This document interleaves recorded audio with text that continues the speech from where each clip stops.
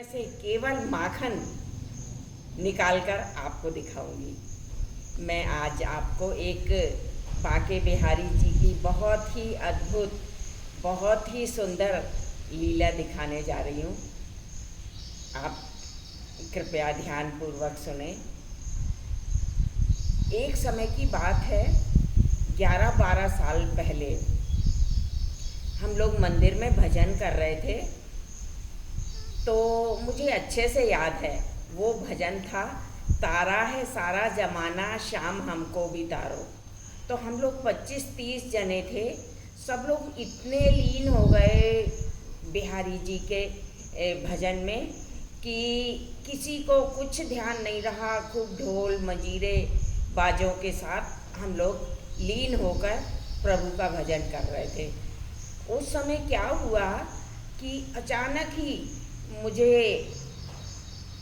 बांके बिहारी जी चारों तरफ नज़र आने लगे और उनका श्री विग्रह काले कलर का था और उनका श्रृंगार पूरा चांदी का था।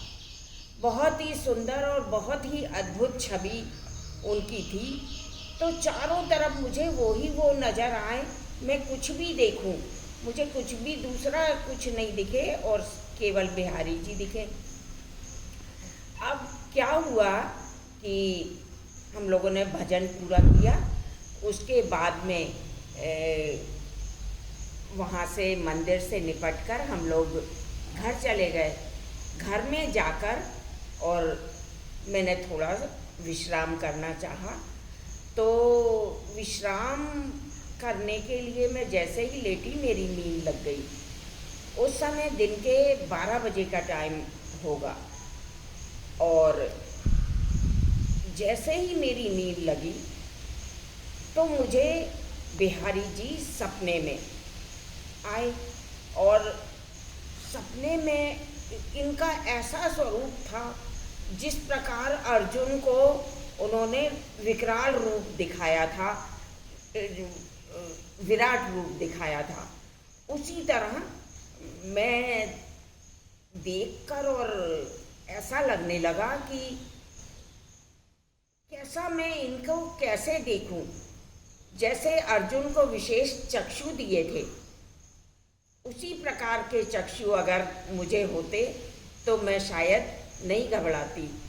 मगर उनका श्री विग्रह देखकर मेरा एकदम इतनी तेज ध्रुजनी चढ़ गई और आंसुओं की धार, सोते में ही आंसुओं की धार इस तरह बहने लगी मेरी कि गले से भी नीचे उतर गए मेरे आंसू और मैं खूब तेज तेज ध्रुज रही और आंसू बह रहे। अब प्रभु ने एकदम अपना रूप बदला और मुझे पंखे से हवा करने लगे। तो जैसे उन्होंने हवा करी 5-1 मिनट, तो मेरा थोड़ा सा मैं शांत हुई, मेरा ध्रुजनी भी कम हो गई और आंसू भी मेरे रुक गए। अब जब मैं थोड़ा होश में आई तो मेरी नींद खुली। मैंने चारों तरफ देखा तो मेरे पास कोई भी नहीं। तो एक वर्कर जो कार्य करता था घर में, उससे मैंने कहा कि सर अभी मेरे को यानी मेरे मिस्टर हवा कर रहे थे, मैं घबरा रही थी तो मिस्टर हवा कर रहे थे, वो कहाँ चले गए। तो उस वर्कर ने मेरे को बताया कि सर तो है ना 1-2 घंटे के भोपाल गए हुए हैं और वो तो यहाँ है ही नहीं। फिर मैंने सोचा कि मेरे बिहारी जी ही की कृपा हुई कि मेरी घबराहट को दूर करने के लिए उन्होंने मुझे रिलैक्स करने के लिए हवा करी थी। इस तरह मैं बड़ी मगन होके, जिस टाइम प्रभु के दर्शन होता है तो बड़ा ही मन मगन हो जाता है और 2-4 दिन तक के ऐसा लगता है कि हम प्रभु हमारे साथ ही हैं और जो लीला हमारे साथ हुई और वो ही लीला चल रही है और कुछ भी ध्यान नहीं रहता, मगन होके हम प्रभु की लीला में मस्त रहते। अच्छा, फिर उसके बाद मेरा वृंदावन जाना हुआ और मैं बांके बिहारी जी के मंदिर में गई। तो उस समय मैंने केवल उनके लिए 10 रुपये के पेड़े खरीदे, 10 रुपये के पेड़े खरीदे और मंदिर में जाके मैं भी लाइन में खड़ी हो गई, प्रसाद चढ़ाने वाले जहाँ खड़े होते हैं।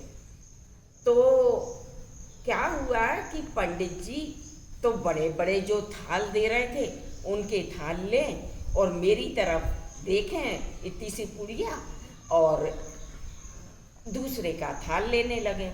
बहुत देर हो गई मुझे खड़े खड़े। तो क्या देखती हूँ कि मेरे पुड़िया खुली हुई थी, वो पुड़िया में से एक पेड़ा अपने आप उठा और बिहारी जी के सामने जाके गिरा। तो मैं उनकी लीला को समझ नहीं पाई कि ये क्या चक्कर है। तो मैं खड़ी फिर भी पंडित जी से बोलती रही, पंडित जी मेरा भोग लगा दो, पंडित जी मेरा भोग लगा दो। तो पंडित जी सुनने को तैयार ही नहीं। अब मुझे एकदम आवाज आई कि हमने ले तो लिया, हमने प्रसाद ले तो लिया, आप क्यों बोल रही हो, आप क्यों खड़ी हो। मैं समझ लो मेरे आश्चर्य का ठिकाना ही नहीं रहा और मैंने प्रभु को प्रणाम किया कि मेरे भक्त वत्सल इतने दयालु हैं कि वो कभी भी किसी की लाखों की संपत्ति नहीं देखते, किसी का बस केवल भाव देखते हैं। मेरे प्रभु ने मेरा भोग अपने हाथों से लेके स्वीकार किया और फिर मैं जब उनकी आवाज़ आई कि हमने ले तो लिया, अब क्यों खड़ी हो, मैं प्रभु को प्रणाम करके और अपने घर आ गई। इस तरह प्रभु की लीलाएं देख देख के मुझे ऐसा लगता है कि हे प्रभु, मैं तो कुछ भी नहीं हूँ, मुझ में कुछ भी नहीं है, ना ज्ञान है ना भक्ति है, सिर्फ आपके चरणों का ध्यान करती हूँ और उसके बदले में मुझे इतनी कृपा प्रदान करी, इतनी कृपा प्रदान करी।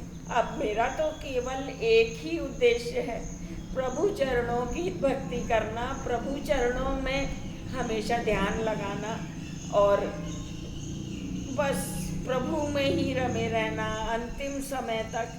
कभी भी मेरे भक्त वत्सल भगवान मुझसे एक पल के लिए भी दूर ना हो, नहीं तो मैं जी नहीं पाऊंगी, उनके बिना मैं जी नहीं सकती। हर पल हर क्षण मेरे प्रभु की स्मरण बना रहे, प्रभु की कृपा बनी रहे और रहती है हमेशा। मैं आपको और भी अच्छे अच्छे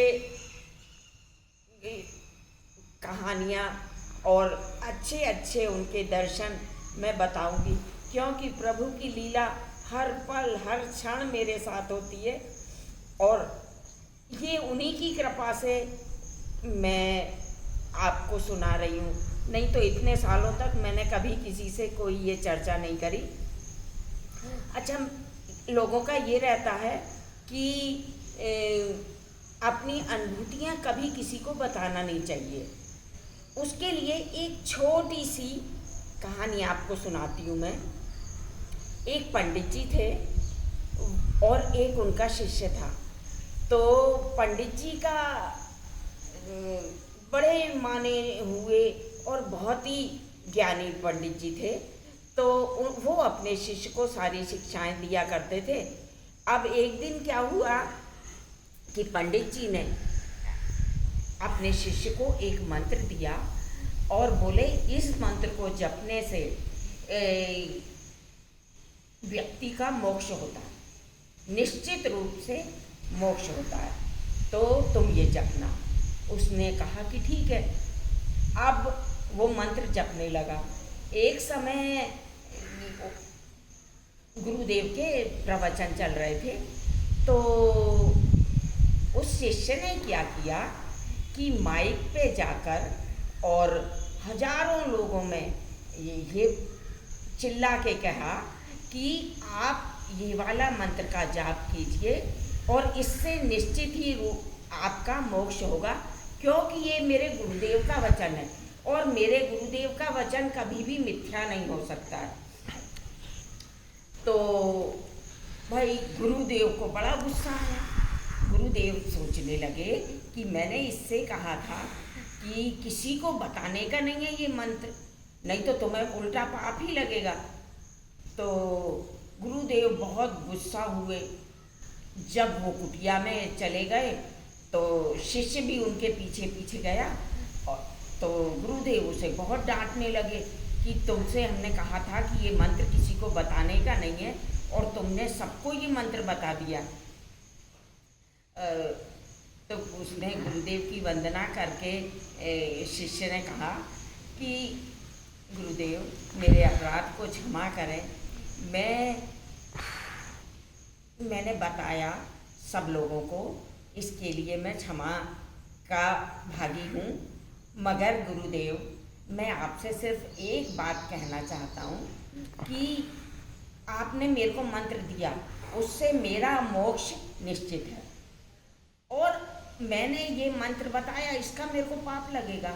मगर गुरुदेव ये जो लाखों लोग सुन रहे हैं इस मंत्र को, और ये इनमें से अगर 1000 लोगों ने भी मंत्र का जाप किया और 1000 लोगों का भी मोक्ष हुआ, तो एक मुझे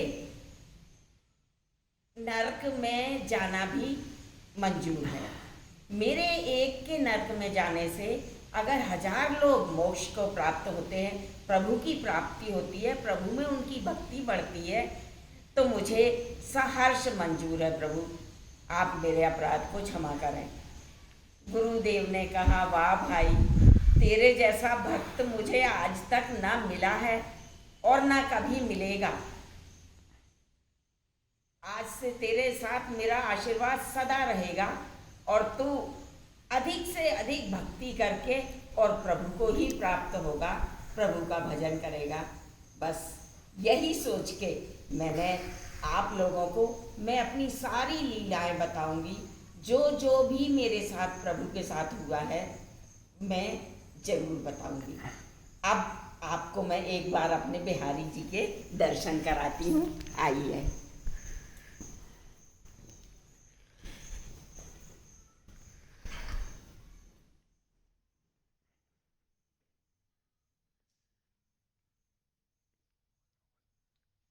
ये मेरे प्रभु हैं जो बड़े ही भक्त वत्सल, बड़े ही दयालु हैं। इनका अधिक कुछ नहीं कर पाती हूँ मैं, समय व्यस्त होने के कारण स्कूल में भी रहती हूँ और बच्चों को भी ज्ञान योग वगैरह सिखाती रहती हूँ, इसलिए मुझे अधिक समय नहीं मिल पाता है। मगर इतने भक्त वत्सल हैं कि इनकी कृपा हमेशा बनी रहती है, और मुझ पर ही नहीं, यहाँ पर रहने वाले प्रत्येक व्यक्ति को प्रत्यक्ष इनकी लीला दिखाई देती है और प्रभु सबको दया दृष्टि से निहारते रहते हैं।